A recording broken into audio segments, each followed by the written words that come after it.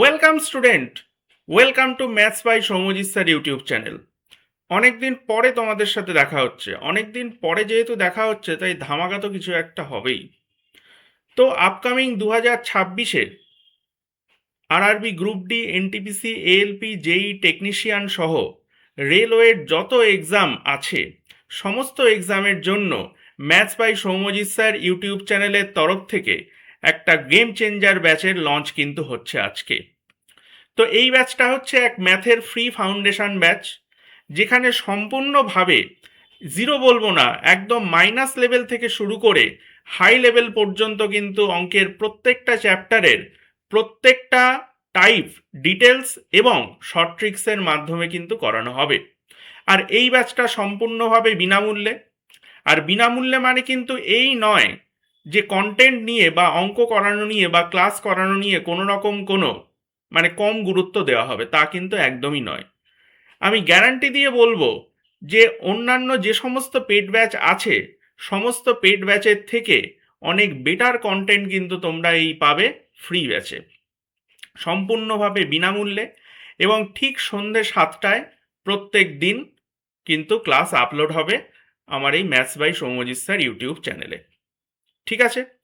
আর প্রত্যেকটা চ্যাপ্টারের যে পিডিএফ, সেই আমি যে অঙ্কগুলো করাবো সেই সমস্ত অঙ্কের পিডিএফ যদি তোমরা সম্পূর্ণ বিনামূল্যে ডাউনলোড করতে চাও, তাহলে আমার এই ভিডিওর ডেসক্রিপশন বক্সে দেওয়া আছে আমার টেলিগ্রাম চ্যানেলের link, maths by Soumyajit sir নামে যে টেলিগ্রাম চ্যানেলটা আছে।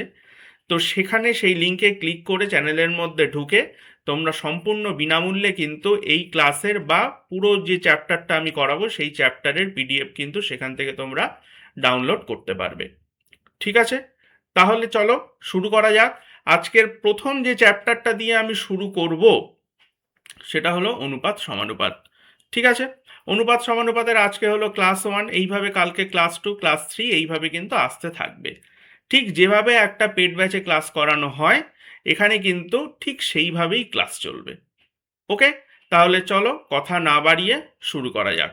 ওকে? আর ক্লাসটা ভালো লাগলে অবশ্যই কিন্তু আমার চ্যানেলটাকে সাবস্ক্রাইব করবে, লাইক করবে এবং অবশ্যই অবশ্যই কমেন্ট বক্সে কিন্তু কমেন্ট করে জানাবে যে ক্লাসটা তোমাদের কেমন লাগলো। ঠিক আছে? চলো তাহলে শুরু করা যাক। আজকে যে চ্যাপ্টারটা দিয়ে আমরা শুরু করছি এই ব্যাচ সেটা হলো অনুপাত সমানুপাত বা রেশিও অ্যান্ড প্রপোর্শন। দেখো, অ্যাকচুয়ালি পুরো ম্যাথের সিলেবাসটা তো দুটো ভাগে বিভক্ত। একটা হচ্ছে তোমার অ্যাডভান্স ম্যাথ আর একটা হলো অ্যারিথমেটিক। আর এই পুরো অ্যারিথমেটিকের যে বেসিকটা, এই যে পুরো অ্যারিথমেটিকের যে ভিত, সেই ভিতটা কিন্তু দাঁড়িয়ে রয়েছে দুটো থেকে তিনটে চ্যাপ্টারের উপরে ভিত্তি করে। দুটো থেকে তিনটে চ্যাপ্টারের উপরে কমান্ড যদি তোমার ভালো থাকে তাহলে কিন্তু অন্যান্য যে সমস্ত চ্যাপ্টার আছে অ্যারিথমেটিকের সেই সমস্ত চ্যাপ্টার কিন্তু তুমি ভালোভাবে করতে পারবে বা সেই সমস্ত চ্যাপ্টারের কনসেপ্ট তুমি ভালোভাবে বুঝতে পারবে।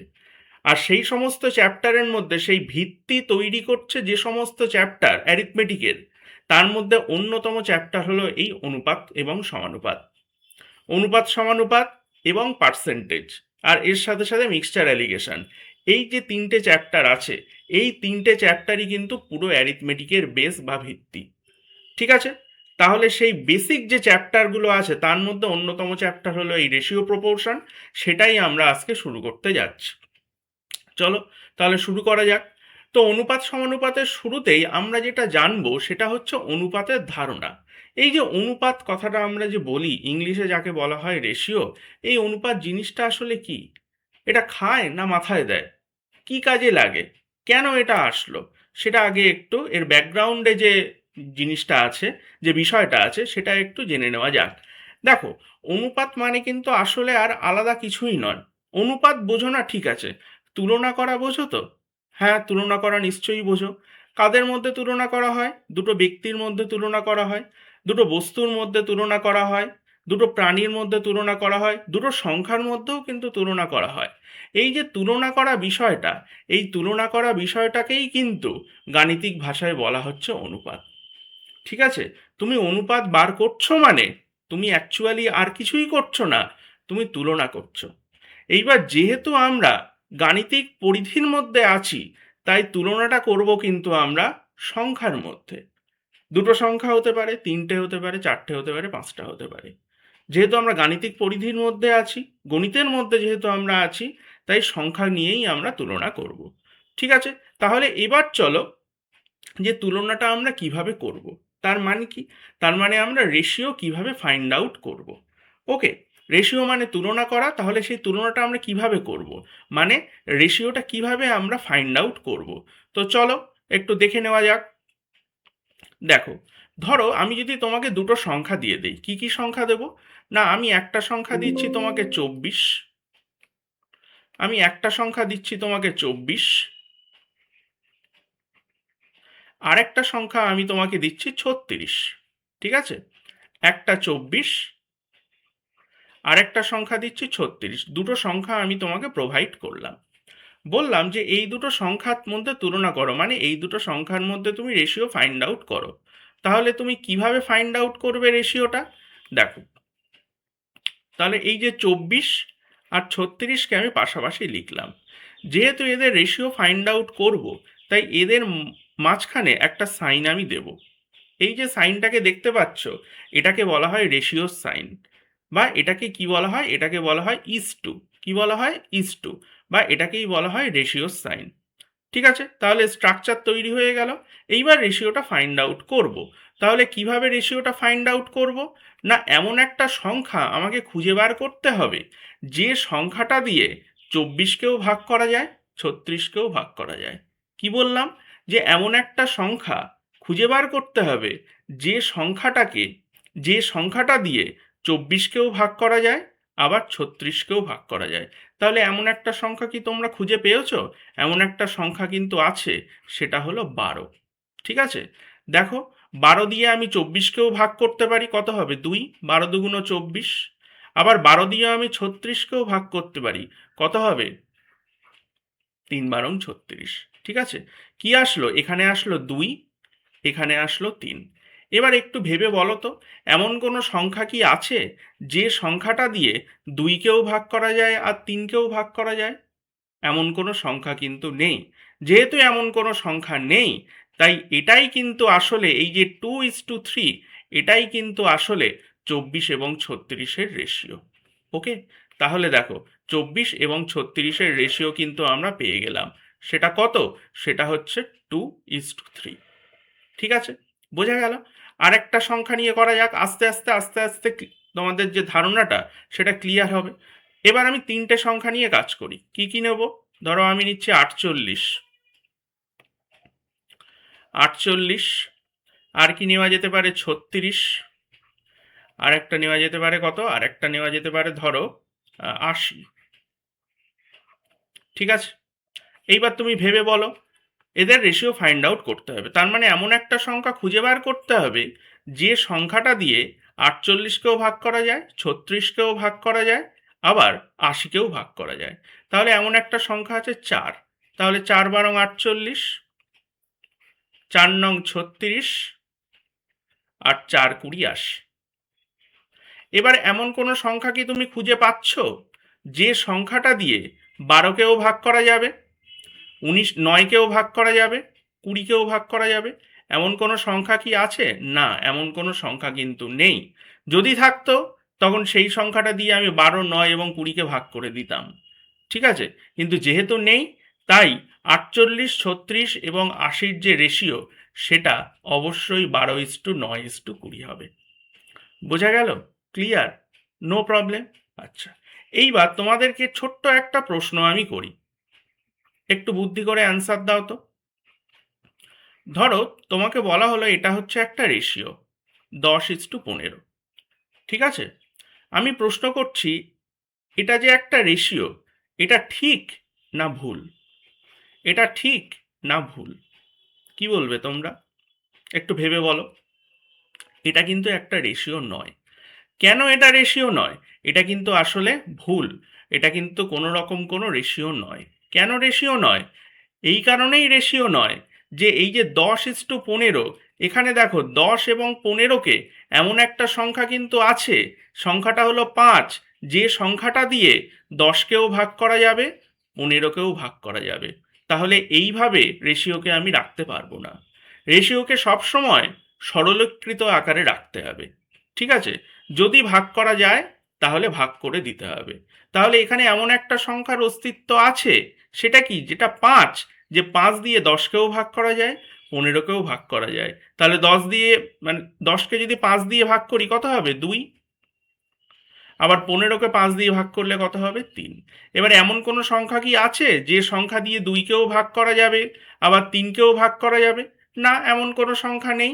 তাহলে এটা এটা কিন্তু একটা রেশিও 2:3। কিন্তু এই যে 10:15, এটা কিন্তু কোনো রকম কোনো রেশিও নয়। ঠিক আছে? ক্লিয়ার? বোঝা গেল কোনো সমস্যা? আচ্ছা, লাস্ট আর একটা উদাহরণ নিয়ে আমি নেক্সট কনসেপ্টে যাব। ওকে, কি উদাহরণ নেওয়া যায়, কি নেওয়া যায়? ধরো 33 ইজ টু 55 ইজ টু 132। কি হবে বলো? এমন কোনো সংখ্যা কি আছে যে সংখ্যাটা দিয়ে 33কেও ভাগ করা যাবে, 55কেও ভাগ করা যাবে, আবার 32কেও ভাগ করা যাবে, সরি 132কে ভাগ করা যাবে? আছে। সংখ্যাটা হচ্ছে 11। যদি 33কে 11 দিয়ে ভাগ করে দেই তাহলে কত হবে, 3। যদি 55কে 11 দিয়ে ভাগ করে দেই কত হবে, 5। যদি 132কে 11 দিয়ে ভাগ করে দেই কত হবে, 12। 12 ইন্টু 11 গুণ করে দেখো, 132 হচ্ছে। 11 দুগুণ 22, 2 হাতে 2, 11 একে 11 আর 2 13। এবার এমন কোনো সংখ্যা কি আছে যে সংখ্যাটা দিয়ে 3, 5 এবং 12 এই তিনজনকেই ভাগ করা যাবে? আছে কি এমন কোনো সংখ্যা? নেই। তাহলে এটাই হলো রেশিও। 33, 55 এবং 132-এর রেশিও হচ্ছে 3:5:12। বোঝা গেল? তাহলে রেশিও সম্পর্কে যে প্রাথমিক ধারণা সেটা পাওয়া গেল। কিভাবে রেশিও ফাইন্ড আউট করতে হয় সেটাও আশা করি বোঝা গেল। ঠিক আছে, চলো এবার নেক্সট নেক্সট কনসেপ্টের দিকে আস্তে আস্তে আস্তে আস্তে আমরা গভীরের দিকে ঢুকবো। এবার আমরা জানবো যে রেশিও ধর্ম কি। ঠিক আছে, রেশিও তো র্যান্ডামলি চলতে পারে না।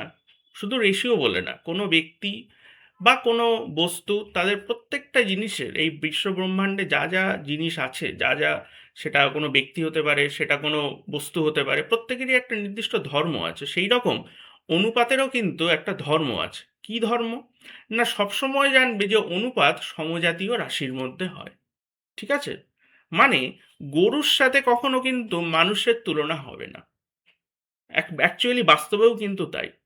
গরুর সাথে সবসময় গরুর তুলনা হবে, মানুষের সাথে সবসময় মানুষের তুলনা হবে, গাছের সাথে গাছের সাথে সবসময় গাছের তুলনা হবে। ঠিক অঙ্কের ক্ষেত্রেও সংখ্যার সাথে সংখ্যার তুলনা হবে, কিন্তু সেটা হতে হবে সমজাতীয়। মানে কি? একই এককের। একই এককের বলতে কি? একই এককের বলতে, ধরো তোমাকে বলা হলো যে 3 মান্থ আর 12 ইয়ার, 3 মাস এবং 12 বছরের মধ্যে রেশিও ফাইন্ড আউট করো। এটা কিন্তু কখনোই ফাইন্ড আউট করা যাবে না। কেন ফাইন্ড আউট করা যাবে না? কি বলেছিলাম, যে সমজাতীয় হতে হবে, অর্থাৎ একই এককের হতে হবে। এখানে একক কি আছে? এখানে একক আছে মাস, এখানে একক আছে বছর। তাহলে প্রাথমিকভাবে এদের মধ্যে রেশিও নেওয়া কিন্তু যাবে না।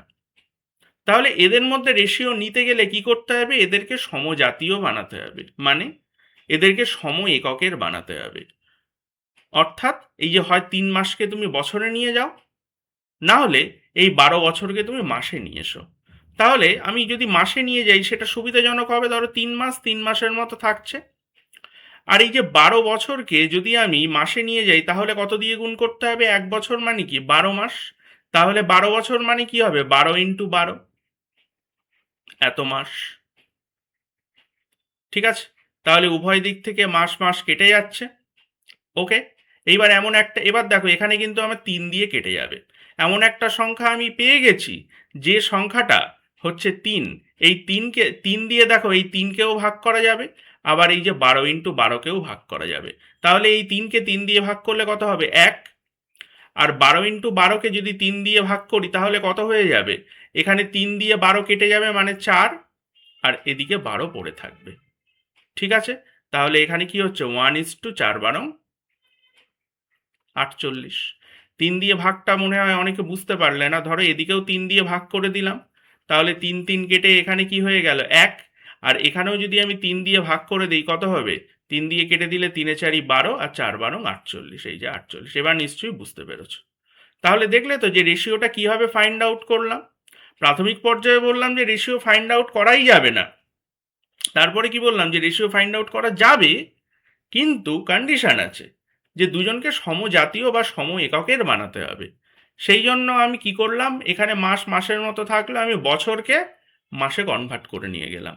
1 বছর মানে 12 মাস, তাহলে 12 বছর মানে কি হবে, 12 × 12 মাস। ব্যাস, এবার করে দিলাম। ওকে, নেক্সট। তাহলে বোঝা গেল তো যে অনুপাতের ধর্মটা কি। আরেকটা কি দেখাবো, ঠিক আছে, আরেকটা উদাহরণ নিয়ে একটু দেখা যাক। ধরো তোমার কাছে আছে 200 গ্রাম, ঠিক আছে, তোমার কাছে আছে কত, তোমার কাছে আছে 200 গ্রাম আর 12 কিলো। তাহলে 200 গ্রামের একটা বস্তু আর 12 কিলোর একটা বস্তু, এই দুজনের মধ্যে দুজনের যে ওজন, সেই ওজন বা দুজনের যে ভর তার মধ্যে তুলনা করতে বলা হচ্ছে। দুজনের এই সরি এই দুজনের মধ্যে তুলনা করতে বলা হচ্ছে, ঠিক আছে। তাহলে দেখো এখানে কি আছে, এখানে আছে গ্রাম আর এখানে আছে কেজি। দুটো একই একক নেই, তাহলে প্রাথমিক পর্যায়ে এদের মধ্যে কিন্তু রেশিও নেওয়া যাবে না। তাহলে রেশিও নিতে গেলে কি করতে হবে, হয় কিলোগ্রামকে গ্রামে নিয়ে যেতে হবে, না হলে গ্রামকে কিলোগ্রামে নিয়ে আসতে হবে।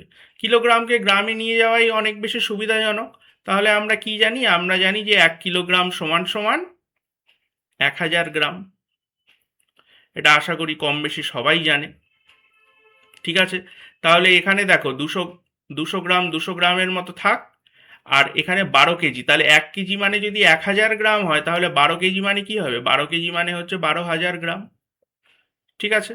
এইবার জাস্ট কাটাকুটি করে দাও, এখান থেকে দুটো শূন্য, এখান থেকে দুটো শূন্য কেটে দিলাম। এবার এমন একটা সংখ্যা পেয়ে গেছি যেটা হচ্ছে 2। 2 দিয়ে এই 2কেও ভাগ করা যাবে, আবার 120কেও ভাগ করা যাবে। 2কে 2 দিয়ে ভাগ করলে কত হবে 1, আবার 120কে 2 দিয়ে ভাগ করলে কত হয়ে যাবে 60। তাহলে এদের মধ্যে রেশিও কত হচ্ছে 1:60। ক্লিয়ার, বোঝা গেল, নো প্রবলেম। ওকে, 1 নাম্বার ধর্মটা বোঝা গেল। এবার 2 নাম্বার ধর্ম। 2 নাম্বার ধর্মটা কি দেখো, ধরো আমি দুটো সংখ্যার অনুপাত, ধরো আমি একটা অনুপাত নিচ্ছি, ধরো অনুপাতটা হচ্ছে 2:3, ঠিক আছে, 2:3। আর এখানে একটা জিনিস খুব ভালো করে জেনে রাখবে যে এই যে 2:3 এই যে অনুপাতটা আছে, এটা মানে আসলে কি বলতো, এটার মানে আসলে হচ্ছে 2/3। মানে কি, এটা কি, এটা হচ্ছে একটা ভগ্নাংশ। তার মানে অনুপাত কিন্তু আর আলাদা কিছুই না, অনুপাত কিন্তু আসলে ভগ্নাংশেরই আর একটা অল্টারনেটিভ ফর্ম। ওকে, বোঝা গেল। তাহলে এই যে 2:3কে আমি কি লিখতে পারি, 2:3কে আমি 2/3 লিখতে পারি, ঠিক আছে। এবার একটা জিনিস ভালো করে লক্ষ্য করো, এই যে 2/3 আমি পেলাম, এই 2/3-র উপরের অংশটাকে কি বলা হয় লব, আর নিচের অংশটাকে বলা হয় হর। এবার এই লব আর হরকে যে কোনো একটা সংখ্যা দিয়ে তুমি যোগ করো, যা খুশি। ধরো আমি একে 5 দিয়ে যোগ করছি লব আর হরকে, তাহলে লব আর হরকে যদি আমি 5 দিয়ে যোগ করি তাহলে কি হবে, 2-এর সাথে যদি আমি 5 যোগ করে দেই, আর নিচে আছে 3, এই 3-এর সাথেও যদি আমি 5 যোগ করে দেই, তাহলে অ্যাকচুয়ালি কত হচ্ছে, অ্যাকচুয়ালি হচ্ছে উপরে কত হচ্ছে 7, আর নিচে হচ্ছে কত 8।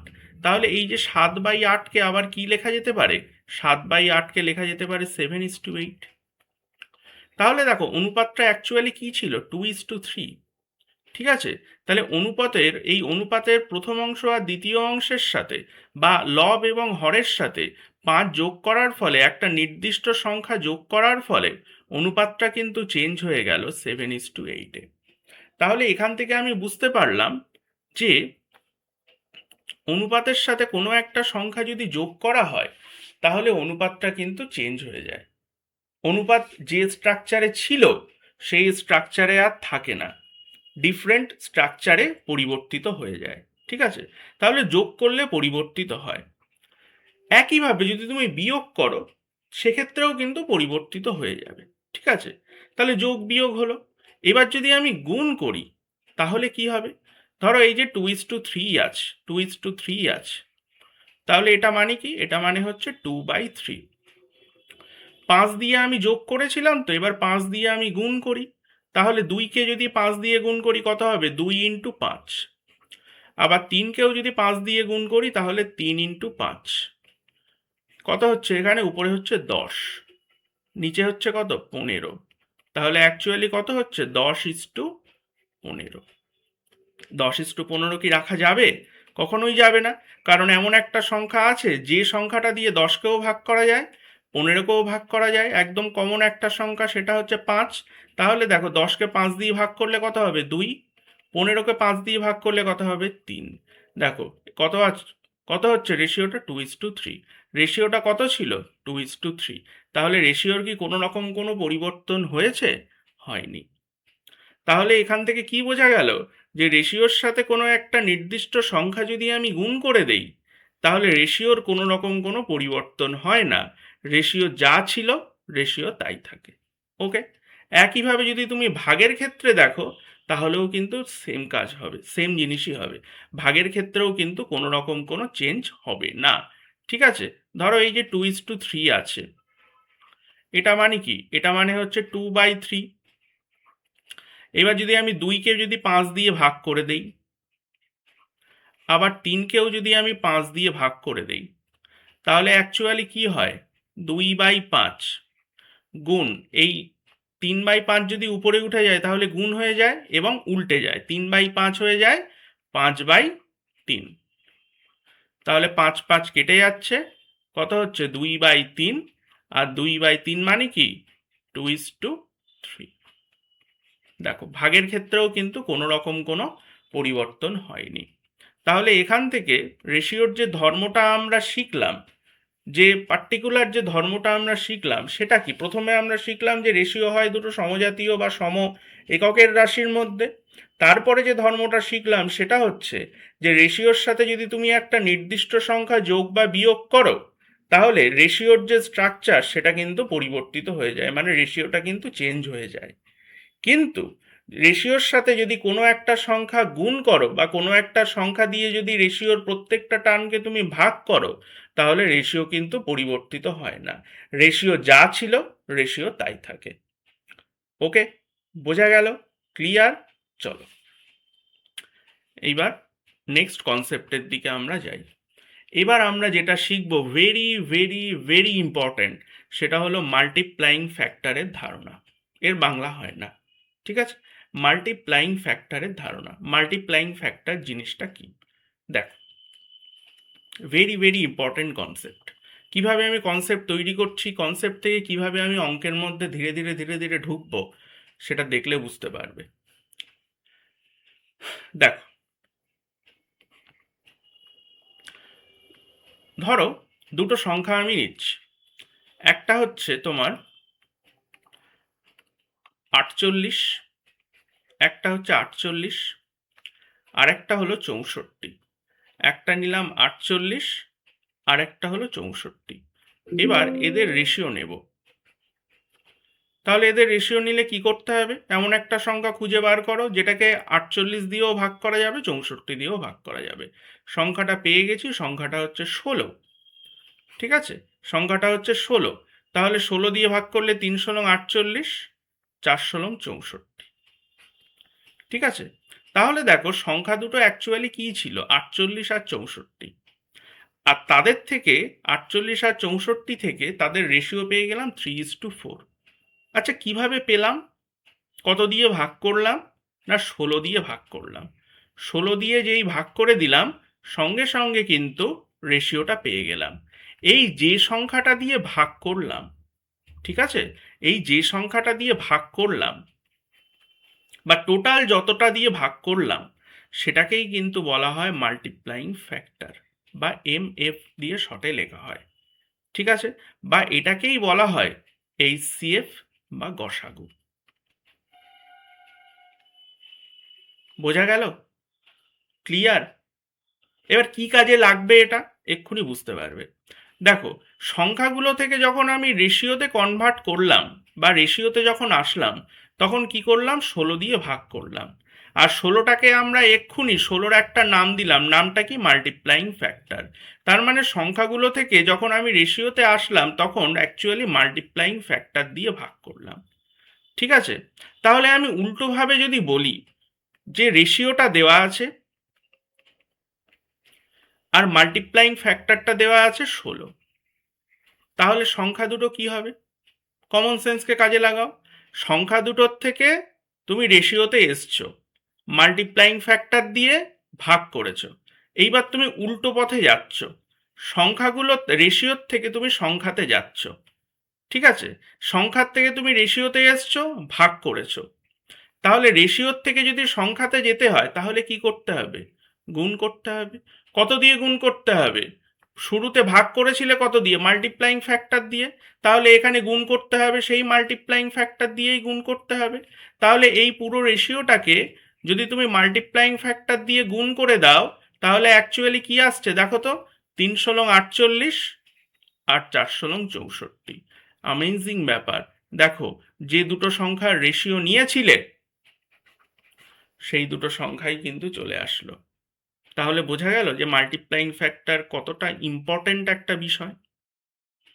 ক্লিয়ার? যে মাল্টিপ্লাইং ফ্যাক্টর দিয়ে ভাগ করতে হবে রেশিওকে ফাইন্ড আউট করার জন্য, আর রেশিওকে যদি মাল্টিপ্লাইং ফ্যাক্টর দিয়ে গুণ করে দাও তাহলে তুমি সংখ্যাগুলো পেয়ে যাবে এক এক করে। ওকে, ক্লিয়ার? এবার দেখো, ধরো একটা রেশিও তোমার কাছে দেওয়া আছে, 3:4:7।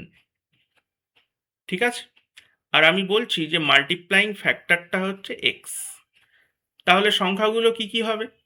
জাস্ট মাল্টিপ্লাইং ফ্যাক্টরটা যদি রেশিওর সাথে আমি গুণ করে দেই তাহলে সংখ্যাগুলো পেয়ে যাব। তা 3-এর সাথে এক্স গুণ করলে হবে 3x, 4-এর সাথে এক্স গুণ করলে হবে 4x, আর 7-এর সাথে এক্স গুণ করলে কত হবে? 7x। ক্লিয়ার? সংখ্যাগুলো পেয়ে গেলাম। ওকে, এবার এখান থেকেই কিন্তু আমরা অঙ্ক যেভাবে করব সেটা কিন্তু এই কনসেপ্ট থেকেই কিন্তু জন্ম হবে। অঙ্ক কিভাবে করব তার প্রসেসটা, ছোট্ট একটা অঙ্ক ধরো আমি যদি বলি যে 3টে সংখ্যার অনুপাত দেওয়া আছে 3:4:7। ঠিক আছে, 7×4=11 আর 3-এ 14। ঠিক আছে, তাহলে আর বলা আছে যে সংখ্যাগুলোর যোগফল ধরো 4:0। 3টে সংখ্যার অনুপাত দেওয়া আছে 3:4:7, আর সংখ্যা 3টের যোগফল দেওয়া আছে কত? 4:0। তাহলে সংখ্যা 3টে কি কি হবে? তাহলে শুরুতে কি করব? মাল্টিপ্লাইং ফ্যাক্টর এক্স, তার মানে সংখ্যাগুলো ধরে নিচ্ছি 3x, 4x আর 7x। তাহলে এদেরকে যদি আমি যোগ করে দেই তাহলে কত হবে? 3x plus 4x plus 7x, মানে 7×4=11 আর 3-এ 14x।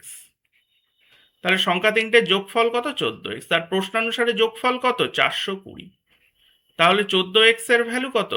420। তাহলে এক্স এর ভ্যালু কত হবে?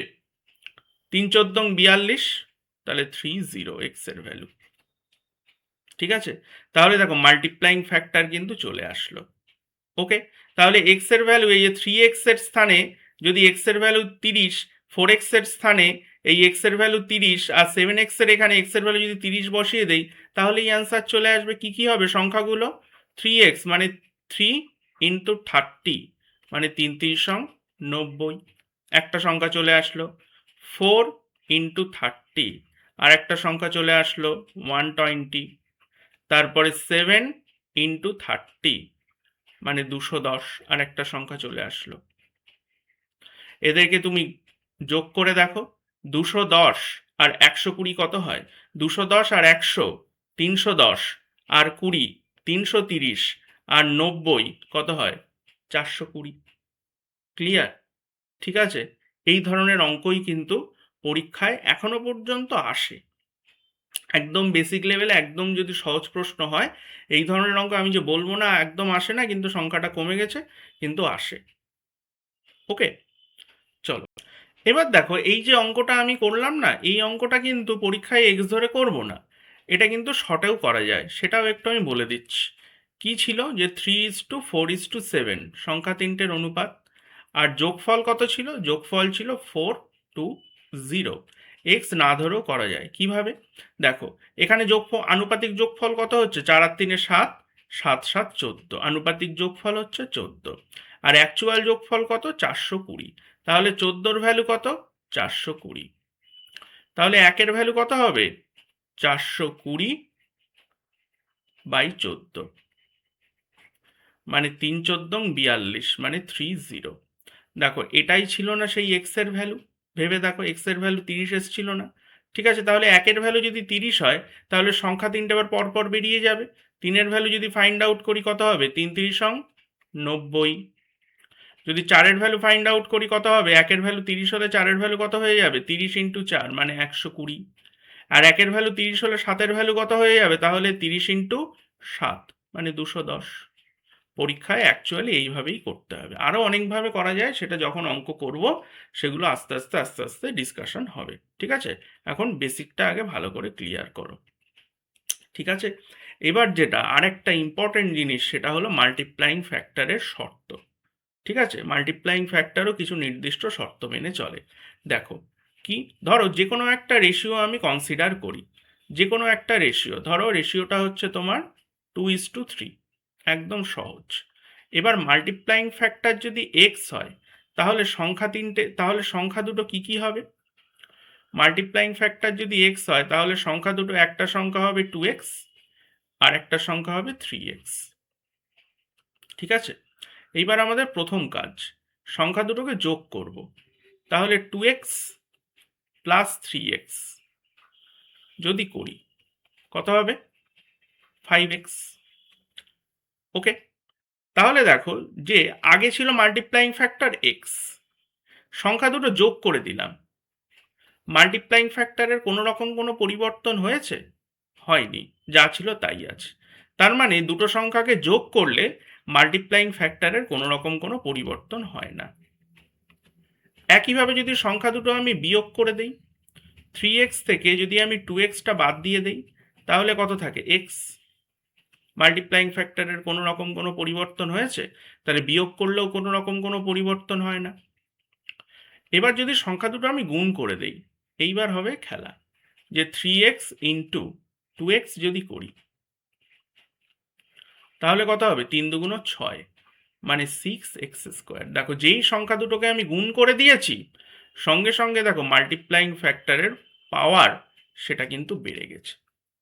এটাই কিন্তু মাথায় রাখার বিষয়, যে যদি রেশিও, যদি সংখ্যাগুলোকে যদি গুণ করা হয়, তাহলে মাল্টিপ্লাইং ফ্যাক্টরের পাওয়ার বেড়ে যায়। ঠিক আছে, এখানে দেখো দুটো সংখ্যা ছিল, তাই পাওয়ার হয়ে গেছে 2। যদি তিনটে সংখ্যা থাকতো, তাহলে পাওয়ার 3 হয়ে যেত। যদি চারটে সংখ্যা থাকতো, তখন পাওয়ার 4 হয়ে যেত। ঠিক আছে, একইভাবে যদি আমি ভাগ করে দেই, তাহলে কি হবে? যে 3x/2x যদি করে দেই, তাহলে দেখো এক্স এক্স কেটে যাচ্ছে, মানে মাল্টিপ্লাইং ফ্যাক্টর যদি আমি ভাগ করে দেই, বা তুমি 2x/3xও করতে পারতে, সেক্ষেত্রেও কিন্তু, ধরো 2x/3x যদি করি, তাহলে সেক্ষেত্রেও তো এক্স এক্স আমার কেটে যাচ্ছে, 2/3। তাহলে দেখো, গুণ করলে মাল্টিপ্লাইং ফ্যাক্টরের পাওয়ার বেড়ে যাচ্ছে, আর ভাগ করলে মাল্টিপ্লাইং ফ্যাক্টরের আর কোনো রকম কোনো অস্তিত্বই থাকছে না। তাহলে এই যে চারটে ধর্ম মনে রাখতে হবে, যে যদি আমি যোগ করি, তাহলে মাল্টিপ্লাইং ফ্যাক্টরের কোনো পরিবর্তন হয় না, বিয়োগ করলেও পরিবর্তন হয় না, গুণ করলে পাওয়ার বেড়ে যায়, আর ভাগ করলে মাল্টিপ্লাইং ফ্যাক্টরের অস্তিত্বই থাকে না। ওকে, বোঝা গেল? চলো চলো, এবার ছোট ছোট কিছু জিনিস আমরা একটু জানবো। অনুপাতের প্রকারভেদ খুব একটা বেশি ইম্পর্টেন্ট না, কিন্তু মাঝে মাঝে দিয়ে দেয়, তাই টার্মগুলো জেনে রাখতে হবে। যে মিশ্র অনুপাত বিষয়টা কি? দেখো, আজকের যা মেন যে কনসেপ্টগুলো, সেগুলো কিন্তু আমার পড়ানো হয়ে গেছে। ওকে, এবার শুধু সময়ের অপেক্ষা ক্লাস শেষ করার। দেখো, মিশ্র অনুপাত মানে কি? ধরো একটা অনুপাত আছে A:B, একটা অনুপাত আছে A:B, আরেকটা অনুপাত আছে M:N। তাহলে এদের এই দুটো অনুপাতের মিশ্র অনুপাত কি হবে? না, প্রথম পদের সাথে প্রথম পদ আমি গুণ করে দেব। তাহলে এ এর সাথে এম গুণ করব, কি হবে? A M. একইভাবে দ্বিতীয় পদের সাথে দ্বিতীয় পদ গুণ করব, কি হবে? B N. তাহলে এই দুটো অনুপাতের মিশ্র অনুপাত কি হচ্ছে? A M is to B N. একটা উদাহরণ নিয়ে যদি একটু দেখাই, ধরো একটা অনুপাত আছে 2:3, আর একটা অনুপাত আছে 4:7। তাহলে মিশ্র অনুপাত কি হবে? প্রথম পদের সাথে প্রথম পদ গুণ করব, কত হবে? 4 দুগুণ 8। আর দ্বিতীয় পদের সাথে দ্বিতীয় পদ গুণ করব, কত হচ্ছে? 8:21। এবার এমন কোনো সংখ্যা কি আছে যে সংখ্যাটা দিয়ে 8কেও ভাগ করা যাবে, 21কেও ভাগ করা যাবে? এমন কোনো সংখ্যা নেই। তাহলে এটাই হচ্ছে রেশিও।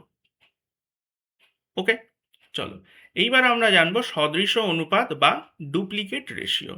ধরো একটা রেশিও আছে A:B, ঠিক আছে? তাহলে এর ডুপ্লিকেট রেশিও কি হবে? জাস্ট প্রথম পদের স্কোয়ার হয়ে যাবে আর দ্বিতীয় পদের স্কোয়ার হয়ে যাবে। তাহলে এটা কি হলো? এটা হলো ডুপ্লিকেট রেশিও। মানে একটা রেশিও যদি তোমার কাছে থাকে 2:3, তাহলে ডুপ্লিকেট রেশিও কি হবে? প্রথম পদ মানে 2 এর স্কোয়ার মানে 4, আর 3 এর স্কোয়ার মানে 9, আর কিচ্ছু না। ঠিক আছে, নেক্সট নেক্সট আমরা জানবো সাব ডুপ্লিকেট রেশিও বা উপসদৃশ অনুপাত। ঠিক আছে, ধরো একটা রেশিও আছে A:B, তাহলে এর উপসদৃশ অনুপাত বা সাব ডুপ্লিকেট রেশিও কি হবে? √A:√B। ঠিক আছে, ধরো ধরো একটা রেশিও আছে 4:9, তাহলে এর সাব ডুপ্লিকেট রেশিও কি হবে? √4:√9।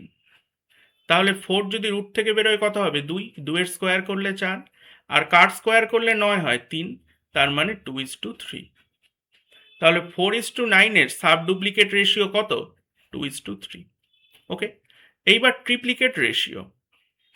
ধরো একটা রেশিও আছে A:B, তাহলে এর ট্রিপ্লিকেট রেশিও কি হবে?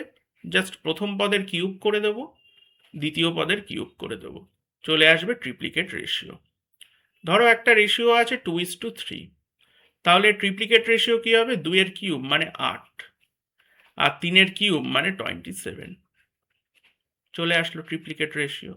ওকে, এবার সাব ট্রিপ্লিকেট রেশিও। ধরো একটা রেশিও আছে A:B, তাহলে সাব ট্রিপ্লিকেট রেশিও কি হবে? √A is to √B। মানে ধরো একটা রেশিও আছে 27:8, তাহলে এর সাব ট্রিপ্লিকেট রেশিও কি হবে? √27 is to √8। মানে এখানে অ্যাকচুয়ালি ফাইন্ড আউট করতে হবে কোন সংখ্যাটার কিউব করলে 27 হয়। 3 এর কিউব করলে 27 হয়, আর এখানে কোন সংখ্যার কিউব করলে 8 হয়? 2 এর কিউব করলে 8 হয়। তাহলে এই যে 27:8, এর সাব ট্রিপ্লিকেট রেশিও কত হচ্ছে? 3:2। ঠিক আছে, এবার হচ্ছে কম্পাউন্ড রেশিও। কম্পাউন্ড রেশিও কি? ধরো একটা রেশিও আছে A:B, আর একটা রেশিও আছে M:N, আর একটা রেশিও আছে X:Y। তাহলে কম্পাউন্ড রেশিও কি হবে? প্রথম টার্মগুলো যোগ করব, A into M into X, তাহলে কি হবে? AMX। আর দ্বিতীয় টার্মগুলো যোগ করব, B into N into Y, তাহলে কত হবে? BNY। তাহলে এই যে তিনটে রেশিও, এই তিনটে রেশিওর কম্পাউন্ড রেশিও কি হবে? AMX is to BMY। ঠিক আছে, জাস্ট প্রথম টার্মগুলো যোগ করব, প্রথম টার্মগুলো গুণ করব আর দ্বিতীয় টার্মগুলো গুণ করব।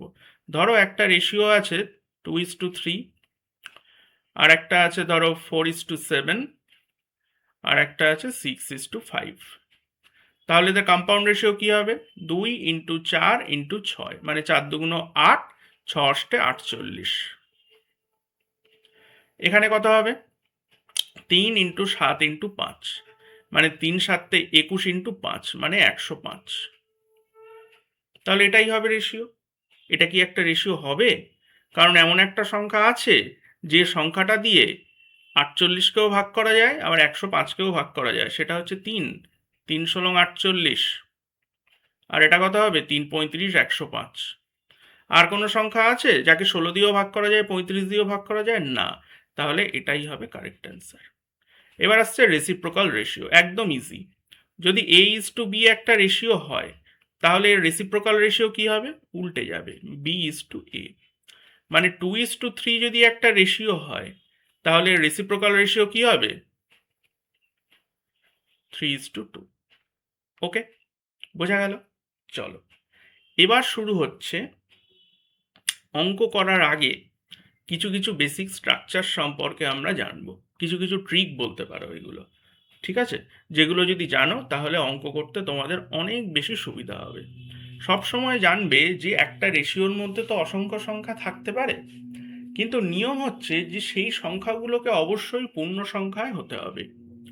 কখনো ওই রেশিওর টার্মগুলো কখনো দশমিক হতে পারবে না, কখনো ভগ্নাংশ হতে পারবে না। শুধুমাত্র পূর্ণ সংখ্যা মানে 1, 2, 3, 4 এই ধরনের সংখ্যা ছাড়া আর কোনো রকম কোনো সংখ্যা হবে না, ঠিক আছে? যদি হয় তখন সেটাকে সিম্পলিফাই করে নিতে হবে। ওকে, তাহলে ধরো, যদি এই এই ধরনের স্ট্রাকচারগুলো তোমরা পরীক্ষায় খুব দেখবে, আর পরীক্ষায় এই ধরনের স্ট্রাকচার দিয়ে বলবে যে একে সিম্পলিফাই করো। ওকে, এটাকে অবশ্যই সিম্পলিফাই করতে হবে যদি কমন সেন্স কাজে লাগাও। কেন? কারণ এখানে দেখো প্রত্যেকটা টার্ম, একটাও টার্ম কিন্তু পূর্ণ সংখ্যায় নেই। তার মানে উদ্দেশ্য হবে এই প্রত্যেকটা টার্মকে পূর্ণ সংখ্যা বানানো। এবার এই প্রত্যেকটা টার্মকে পূর্ণ সংখ্যা বানানোর জন্য অনেক ট্রিক আছে, সেই ট্রিকগুলো আমাদেরকে শিখতে হবে। বেসিকও আছে, ট্রিকও আছে। ওকে, তাহলে চলো, এই যে প্রথম যে অঙ্কটা আছে সেটা করা যাক। এটাকে সিম্পলিফাই করতে হবে।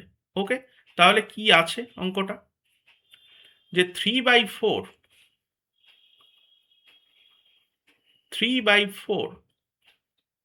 Is two 5/7। এটাকে কিভাবে আমরা সিম্পলিফাই করব, এটাই তো প্রশ্ন। দেখো, এটা দুভাবে করা যায়, দুটো মেথড আছে, সেই দুটো মেথডই আমরা শিখব। ওকে, দেখো কি করব, নিচে কত আছে? 4, আর এর নিচে কত আছে? 7। তাহলে এই 4 আর 7-এর এলসিএম নেব। এলসিএম মানে কি? এলসিএম মানে হচ্ছে সব থেকে ছোট সংখ্যা, যে সংখ্যাটা দিয়ে 4কেও ভাগ করা যাবে, সরি, যে সংখ্যাটাকে 4 দিয়েও ভাগ করা যাবে, আবার 7 দিয়েও ভাগ করা যাবে, ঠিক আছে? তাহলে সেই সংখ্যাটা কি? সেই সংখ্যাটা হচ্ছে 28। তাহলে 28 দিয়ে পুরো রেশিওটাকে আমি গুণ করে দেবো। তাহলে যদি গুণ করে দেই তাহলে কি হবে? প্রত্যেকটা রেশিওতে, মানে প্রত্যেকটা টার্মে ইন্ডিভিজুয়ালি 28 গুণ হবে, মানে 3/4-এর সাথেও 28 গুণ হয়ে যাবে, আবার এই 5/7-এর সাথেও 28 গুণ হবে, ঠিক আছে? তাহলে যদি আমি 4 দিয়ে কেটে দিই কত হবে? 4×7 = 28। আবার যদি 7 দিয়ে কেটে দিই কত হবে? এটাও 4×7 = 28, মানে 3×7 = 21 ইজ টু 20, ঠিক আছে? তাহলে দেখো পূর্ণ সংখ্যায় আসলো প্রত্যেকটা টার্ম। তাহলে এটাই হচ্ছে কারেক্ট রেশিও বা সিম্পলিফাইড ফর্ম, ঠিক আছে? এইভাবে তুমি করতে পারো, কিন্তু এইভাবে করার প্রয়োজন নেই যদি দুটো টার্ম থাকে। তার জন্য একটা শর্ট ট্রিক আছে। সেই শর্ট ট্রিকটা কি? যে 3/4 ইজ টু 5/7। এখান থেকে ডিরেক্ট 21:20 লেখা যায়। কিভাবে? কোনাকুনি গুণ করো, 3 আর 7 কোনাকুনি গুণ করে নিচে লেখো। কত হচ্ছে? 3×7 = 21। একইভাবে 4 আর 5 কোনাকুনি গুণ করে নিচে লেখো। কত হবে? 4×5 = 20। তাহলে দেখো ডিরেক্ট চলে আসলো। কিন্তু এটা সবসময় খাটবে যদি রেশিওর মধ্যে দুটো টার্ম থাকে। যদি দুইয়ের অধিক থাকে তখন এই মেথডটা কিন্তু ইউজ করতে হবে। যেমন এখানে আছে, তিনটে দিয়ে আছে, যে 5/8 ইজ টু 7/6 ইজ টু 3/4। তাহলে কি করব? 8, 6, 4-এর এলসিএম নেব। তার মানে এমন একটা সংখ্যা খুঁজে বার করতে হবে, সব থেকে ছোট সংখ্যা, যে সংখ্যাটাকে 8 দিয়েও ভাগ করা যাবে, 6 দিয়েও ভাগ করা যাবে, 4 দিয়েও ভাগ করা যাবে। সেটা কত? সেটা হচ্ছে 24। ওকে, তাহলে এই 5/8-কে 24 দিয়ে গুণ করব। 5/8 ইন্টু 24। একইভাবে 7/6 ইন্টু 24, আবার 3/4 ইন্টু 24। তাহলে যদি 8 দিয়ে কেটে দেই, এখানে কত হচ্ছে? 3 × 8 = 24, মানে 3 × 5 = 15। ছয় দিয়ে কেটে দিলে 4 6 24, মানে 4 7 28 হচ্ছে এখানে।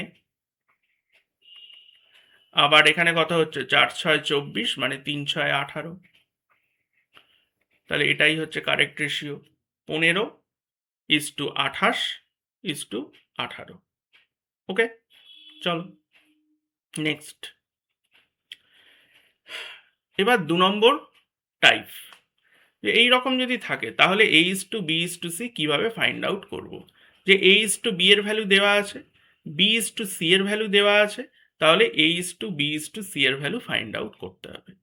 ঠিক আছে, চলো। তাহলে দেখো এখানে কিন্তু দুটো রেশিওর কম্বাইন করা হয়েছে অ্যাকচুয়ালি। এটা তিনভাবে অ্যাকচুয়ালি করা যায়, সেই তিনটে মেথডই আমি দেখাচ্ছি।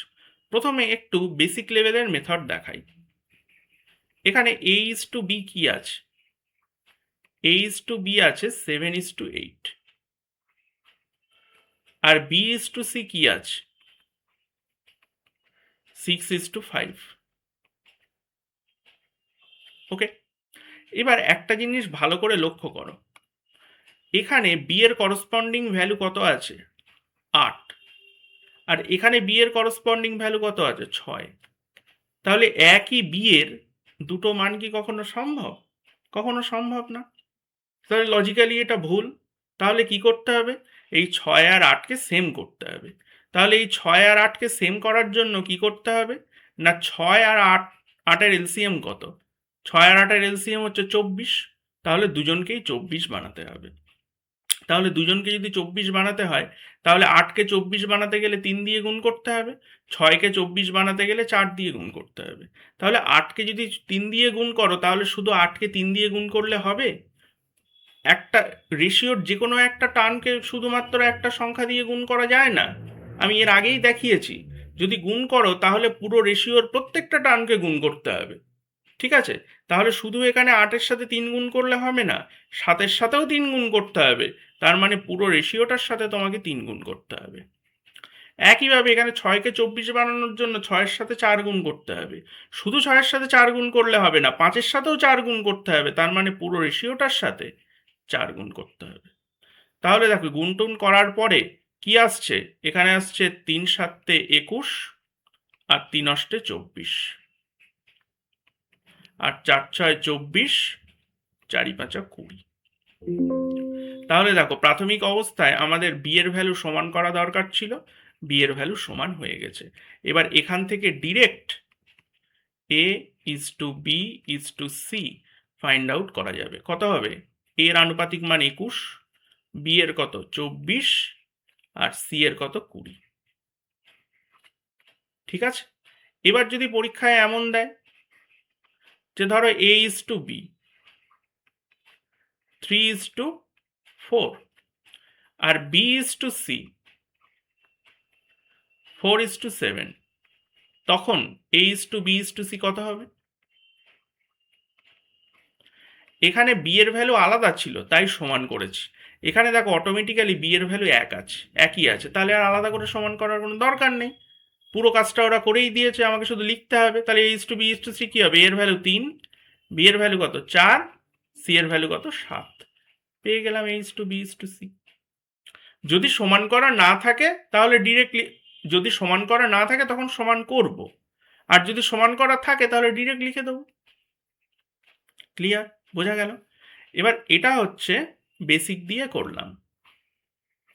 ঠিক আছে, এবার দুটো ট্রিক আমি দেখাচ্ছি।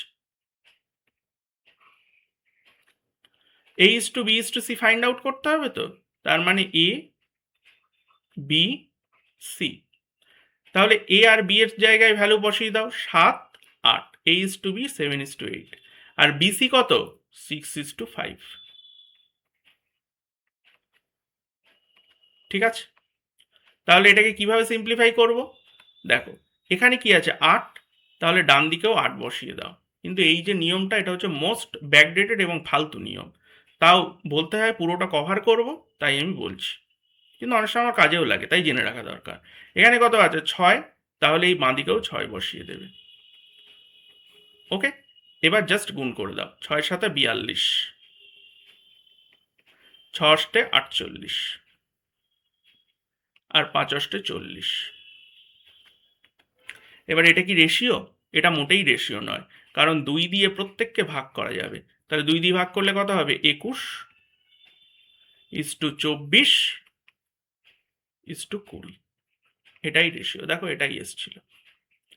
কিন্তু এই অঙ্কটা তো এই নিয়মে মোটেই করব না, না এই নিয়মে করব।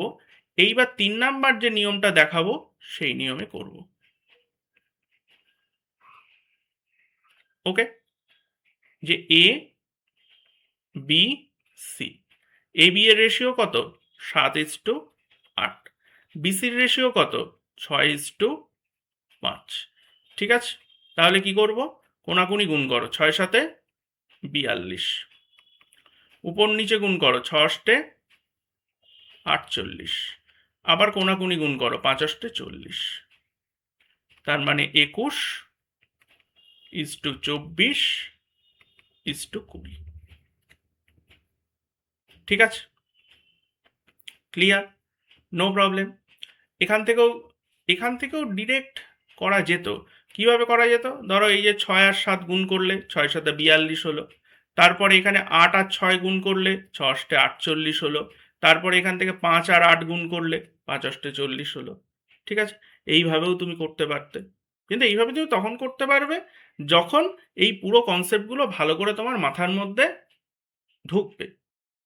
ঠিক আছে, প্রত্যেকটা জিনিস, সব কিছু শেখার কিন্তু একটা নিয়ম আছে বা একটা নির্দিষ্ট সময় আছে। তুমি এক চান্সে কিন্তু 10 তলায় উঠতে পারবে না। প্রথমে আগে গ্রাউন্ড ফ্লোর, গ্রাউন্ড ফ্লোর থেকে ফার্স্ট সেকেন্ড থার্ড, এইভাবে কিন্তু তোমাকে যেতে হবে। ঠিক আছে, সেই কারণে ধৈর্য ধরো, যদি টাইম দাও তাহলে একটা সময় আসবে, যারা অঙ্কে 10 12 পাচ্ছ তারা অঙ্কে 30-এ 30 বা 50-এ 50 বা 25-এ 25 পাবে। ঠিক আছে, যদি আমার সাথে যুক্ত থাকো প্রথম থেকে শেষ পর্যন্ত। নেক্সট, তারপর এবার এই ধরনের স্ট্রাকচার যদি থাকে তাহলে সেখান থেকে A:B:C আমরা কিভাবে ফাইন্ড আউট করব? ওকে, তাহলে কি আছে সেটা লিখি আগে। 15A, 12B আর 18C। ওকে, আর দেখো আমার অঙ্ক করানোর মেথডটা কি বলো তো? আমি প্রথমে কিন্তু অবশ্যই বেসিকটা বলবো, তারপরে গিয়ে শর্ট ট্রিক। কারণ শর্ট ট্রিক তোমার তখনই মনে থাকবে যখন তুমি বেসিকটা জানবে। ওকে, আচ্ছা, এবার দেখো এখানে কোনো সংখ্যা দিয়ে কি কাটাকুটি করা যাচ্ছে? দেখো 3 দিয়ে কিন্তু কেটে যাচ্ছে। তাহলে 3 5 15, মানে অ্যাকচুয়ালি কত হচ্ছে? 5A, 3 4 12, 4B, 3 6 18, 6C। এবার এখান থেকে A:B:C ফাইন্ড আউট করার 3টে নিয়ম আছে। একটা আছে বেসিক, তাছাড়া আর 2টো নিয়ম আছে। ওকে, প্রত্যেকটা নিয়ম আমরা পরপর পরপর শিখব। ঠিক আছে, তাহলে চলো। তাহলে 5A = 4B = 6C। এটা ইকুয়াল টু তুমি যা খুশি ধরতে পারো, আমি ধরে নিচ্ছি 1। ঠিক আছে, তাহলে যদি 1 ধরি তাহলে এখান থেকে ইন্ডিভিজুয়ালি কি লেখা যেতে পারে? 5A = 1। তাহলে A এর ভ্যালু কত হবে? 1/5। একইভাবে 4B = 1, তাহলে B এর ভ্যালু কত হবে? 1/4। একইভাবে C এর ভ্যালু কত হবে? 1/6। ঠিক আছে, তাহলে A:B:C কত হবে? 1/5 1/4 1/6। তাহলে এই ধরনের রেশিও কিভাবে সলভ করতে হয় কিছু আমি শুরুতেই শিখিয়ে আসলাম না? কি করব? 5 4 আর 6 এদের এলসিএম নেব। তাহলে 5 4 6 এর এলসিএম কত হবে? 60। এমন একটা সংখ্যা যে সংখ্যাটাকে 5 দিয়েও ভাগ করা যাবে, 4 দিয়েও ভাগ করা যাবে, 6 দিয়ে ভাগ করা যাবে, এবং সংখ্যাটা হবে সব থেকে ছোট। ঠিক আছে, বা ছোটবেলায় এলসিএম কিভাবে করতাম? প্রথমে কত দিয়ে যাবে? 2 দিয়ে গেলে 5 5-এর মতো থাকবে, 2 3, আর কিছু দিয়ে যাবে না। 3 2 6, 5 6 30, 30 2 60। বোঝা গেল এবার? চলো এবার 1-এর 5-কে 60 দিয়ে গুণ করলে কত হবে? 12। 1-এর 4-কে 60 দিয়ে গুণ করলে 15, আর 1/6-কে 60 দিয়ে গুণ করলে কত হবে? 10। তাহলে অ্যান্সার কত হবে? 12:15:10। ঠিক আছে? দুটো নিয়ম আছে, তিনটে না। ওকে? আচ্ছা, এইবার আমরা দেখব যে প্রপার ট্রিক, যে কিভাবে অঙ্কটা করব। ঠিক আছে? অ্যাকচুয়ালি কি ছিল? অ্যাকচুয়ালি ছিল যা করলাম, এত কিছু করার কোনো দরকারই নেই। 5a = 4b = 6c। এখান থেকে ফাইন্ড আউট করব a b c। ঠিক আছে? তাহলে a এর ভ্যালু বার করব। তাহলে পুরো এটাকে চেপে দেব। চেপে দিয়ে b এর সাথে কত আছে? 4। c এর সাথে কত আছে? 6। তাহলে 4 × 6। এবার যখন b এর ভ্যালু ফাইন্ড আউট করব, পুরো bটাকে চেপে দেব। a এর সাথে কি আছে? 5, c এর সাথে আছে 6, তার মানে 5 × 6 করব। c এর ভ্যালু যখন বার করব, পুরো cটাকে চেপে দেব। b এর সাথে আছে কত? 4, আর a এর সাথে কত? 5, তাহলে 4 × 5 করব। 4 × 5। তাহলে এখান থেকে কত হচ্ছে অ্যাকচুয়ালি? 4 × 6 = 24, 5 × 6 = 30, 4 × 5 = 20। 2 দিয়ে কেটে যাবে। 12:15:10। গল্প শেষ। জাস্ট এইটুকু করতে হবে। ওকে? তারপর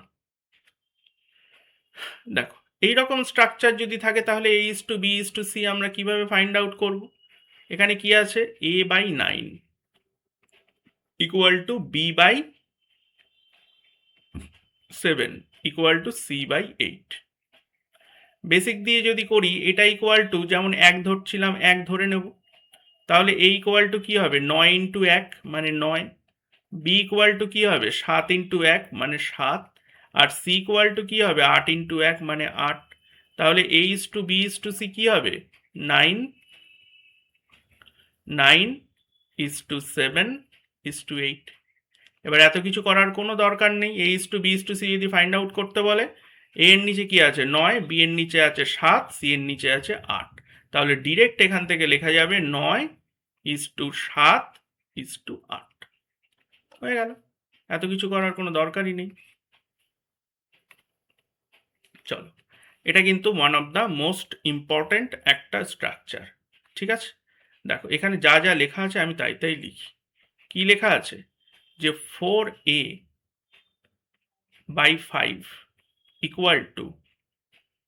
12b/7 = 9c/11। ঠিক আছে? তাহলে এখান থেকে আমাদেরকে ফাইন্ড আউট করতে হবে a:b:c। ওকে? এবার দেখো, এখানে একটা জিনিস একটু জানতে হবে, বা যাদের ছোটবেলায় বেসিক ক্লিয়ার তারা এটা বুঝতে পারবে। আর যারা বুঝতে পারবে না, তারা জাস্ট এইটুকু জেনে রাখো, এটা হলে এটা হয়। ওকে? কারণ অতটা নিচে আমি নামতে পারবো না, যে 2-3 জিনিস আমি শেখাবো। দেখো, এখানে কি আছে? a এর সাথে 4 গুণ আছে। তাহলে প্রাথমিক অবস্থায় আমাদের কাজ হবে, এইখানে এই যে a b c এর সাথে যারা আছে তাদেরকে সরিয়ে দেওয়া, মানে a b c কে একা করা। কি করতে হবে তাহলে? এখানে যে এই যে এর সাথে যে 4 গুণ আছে না, এটাকে এইভাবে লেখা যায় অল্টারনেটিভ ভাবে। এই 4কে 5-এর নিচে নিয়ে আসা যায়। ঠিক আছে? আর এখানে b এর সাথে 12 আছে, তাহলে একইভাবে 12কে এই 7-এর নিচে নিয়ে আসা যাবে। c এর সাথে 9 আছে, তার মানে এই 9কে 11-র নিচে নিয়ে আসা যাবে। তাহলে দেখো, এখানে a/5/4, b/7/12, c/11/9। তাহলে এই ধরনের স্ট্রাকচার থেকে a:b:c ফাইন্ড আউট করতে হয় কিভাবে? এক্ষুনি শিখে আসলাম। কি হবে? a:b:c 5/4 7/12 11/9। এবার এইভাবে রাখলে হবে? হবে না, এটাকে আবার সিম্পলিফাই করতে হবে। তাহলে এই ধরনের স্ট্রাকচারকে আবার কীভাবে সিম্পলিফাই করতে হয় সেটা আমরা শিখে এসেছি। তাহলে 4, 12 আর 9-এর এলসিএম বার করতে হবে, 36 হবে। কিভাবে সেটাও দেখিয়ে দিচ্ছি। তাহলে কত দিয়ে যাবে এটা? 3 দিয়ে যদি যায়, 4 4-এর মতো থাকবে, 3 4 12, 3 3 9। আবার 3 দিয়ে চলে যাবে, এটা কত হবে? 4 1 1। মানে 3 তিরিকে 9, 4 নং 36, তার মানে 36 দিয়ে গুণ করে দেবো। তাহলে 5/4কে 36 দিয়ে গুণ করলে কত হবে? 5 নং 45, 4 নং 36 আর 5 নং 45। 7/12কে 36 দিয়ে গুণ করলে 3 7 21। 11/9কে 36 দিয়ে গুণ করলে কত হবে? 44 হয়ে যাবে। কারণ 4 নং 36, 4 11 44। আর কোনো সংখ্যা আছে যে সংখ্যা দিয়ে 45, 21 এবং 44কে ভাগ করা যায়? নেই। তাহলে এটাই হচ্ছে রেশিও, 45:21:44। ওকে, চলো, থিওরি সম্পূর্ণভাবে কমপ্লিট। ভালো করে দেখো, এই পুরো নোটটাই কিন্তু আমার টেলিগ্রাম চ্যানেলে আপলোড হয়ে যাবে। ভালো করে প্রত্যেকটা জিনিস রেশিও প্রপোর্শনে যা যা বলেছি প্রত্যেকটা কনসেপ্ট ভালো করে দেখবে, ঠিক আছে? এবার আমি তো নোট দিয়ে দিচ্ছি, তোমরা কিন্তু খাতায় অবশ্যই নোট ডাউন করবে, তাহলে সব থেকে ভালো হয়। এটা কিন্তু জিএস নয়, এটা কিন্তু অঙ্ক। ভালো করে বুঝতে হবে, শিখতে হবে। ওকে, তাহলে চলো, ভিডিওটা ভালো লাগলে অবশ্যই লাইক করবে, শেয়ার করবে, সাবস্ক্রাইব করবে, কমেন্ট বক্সে কমেন্ট করে জানাবে, এবং ডেসক্রিপশন বক্সে আমার টেলিগ্রাম চ্যানেলের লিঙ্ক দেওয়া আছে, ম্যাথস বাই সৌম্যজিৎ স্যার বলে। সেই টেলিগ্রাম চ্যানেলে তোমরা জয়েন হয়ে যাবে। ওকে, আজকের ক্লাস এই পর্যন্ত। নেক্সট ক্লাসে তোমাদের সাথে দেখা হচ্ছে রেশিও প্রপোর্শনের পার্ট 2 নিয়ে। সেখানে আমরা শুরু করব অঙ্ক। চলো।